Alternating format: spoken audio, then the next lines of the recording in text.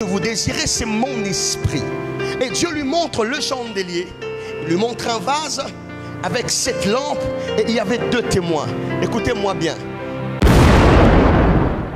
Par la force, ni par la puissance, c'est par mon esprit.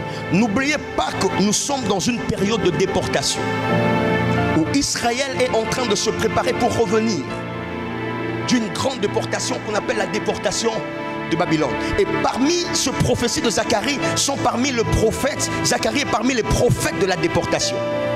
Et donc on comprend que lors de la veille de la restauration de la nation d'Israël, Dieu envoie sa parole pour leur dire: c'est vrai que l'effort n'est pas annulé, mais c'est que vous devez arriver, là où vous devez arriver n'est pas d'abord lié par ce que vous faites comme effort, mais c'est d'abord lié par mon esprit.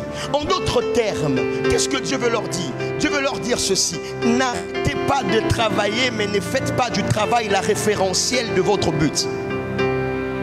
C'est qui vous emmène à vivre ce que vous désirez, c'est mon esprit. Et Dieu lui montre le chandelier, il lui montre un vase avec 7 lampes et il y avait 2 témoins. Écoutez-moi bien.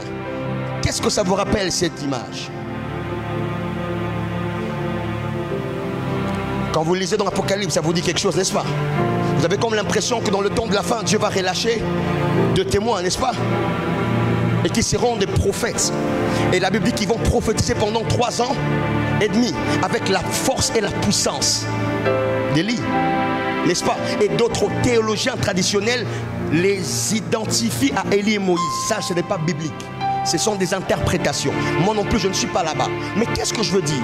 Dieu veut leur dire ceci: si vous voulez que votre travail produise des résultats extraordinaires, vous devez cesser de fonctionner par l'effort, mais par l'esprit. Pourquoi? Parce que ton témoignage ira plus loin que ton travail. Si tu ne deviens pas le témoin du chandelier, tu ne peux pas produire les résultats de l'esprit.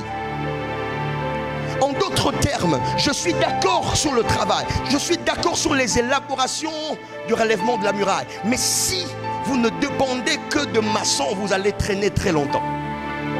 Si vous ne dépendez que des architectes, vous allez traîner très longtemps.